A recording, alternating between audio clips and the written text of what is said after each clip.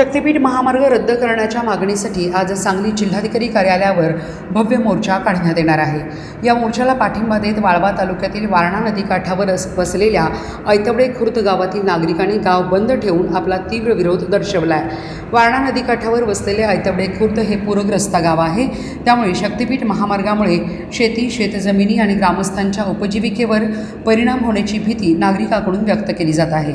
आज सांगली जिल्हाधिकारी कार्यालयावर निघणाऱ्या मोर्चात मोठ्या संख्येने शेतकरी आणि नागरिक सहभागी होणार आहेत। या आंदोलनाला पाठिंबा देण्यासाठी ऐतवडे खुर्द ग्रामस्थांनी गाव बंद ठेवत शक्तीपीठ महामार्ग रद्द करा अशी जोरदार मागणी केली आहे। गाव बंदच्या माध्यमातून ऐतवडे खुर्दचा एल्गार शक्तीपीठ महामार्गाविरोधात ग्रामस्थ एकवटले। आम्ही वारणा नदीच्या कुशीत राहणारे लोक आहोत। ऐतवडे खुर्दमध्येच राहतोय आम्ही। दरवर्षी या वारणा नदीला आमच्या महापूर येतो आणि महापुरामध्ये आम्ही इतक्या लोकांना विस्थापित करतो, त्यांचं सगळं उद्ध्वस्त होतंय। हा शक्तीपीठ आम्हाला याची गरज नाही आहे, कारण देव म्हणत नाही की शक्तीपीठ माझ्यापर्यंत आहे।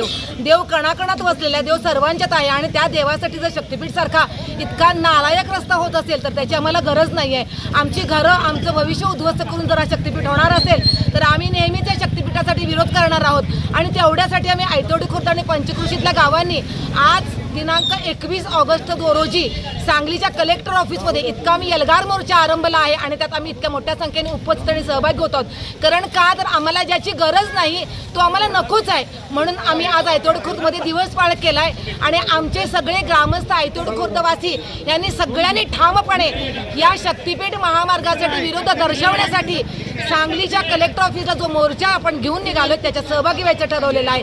म्हणूनच आम्ही सगळ्यांनी ठरवलंय एकच जिद्द शक्तीपीठ रद्द, एकच जिद्द शक्तीपीठ रद्द। आपण सगळ्यांनी एकजुटीने आपल्या बुलंद आवाजाने शक्तीपीठ रद्द करायचं एवढंच आमचं उद्दिष्ट आहे आणि हे आम्ही यशस्वी करून दाखवणारच आहे। जय शिवराय, जय शिवराय।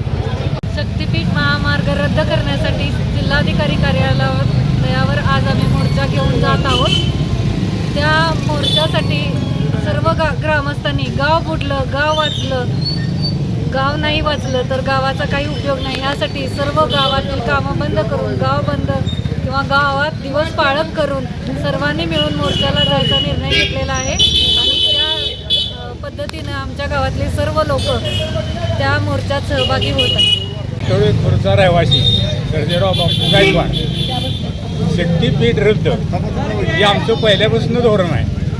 कारण शक्तीपीठाची गरज नसताना आमच्यावरती आता लादला जातोय आणि दुसरी गोष्ट म्हणजे महत्त्वाचं काय माहिती आहे का, वारणाकाठी असल्या कारणामुळे आम्हाला 19चा किंवा 22चा महापुरात आमचा ऐतवडे खुर्द 100% पाण्याखाली जाते।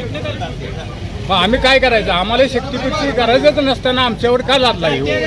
आमची आत्ता जमीन कुठं पिकाऊ झाली आहे, त्यात मला वैयक्तिक 10 गुंठ्याचा मी शेतकरी आहे। मग आम्ही कसं करायचं हे राज्य सरकारला कळलं पाहिजे।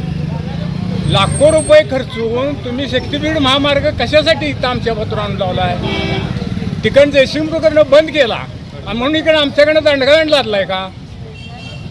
म्हणजे इथं काय सगळी बारकी आहेत का? बारकी म्हणजे आयबाला जन्मलेली बारकीच पोरं वाटते का इकडे महाराष्ट्रातली? राज्य सरकारला एवढं कळालं पाहिजे।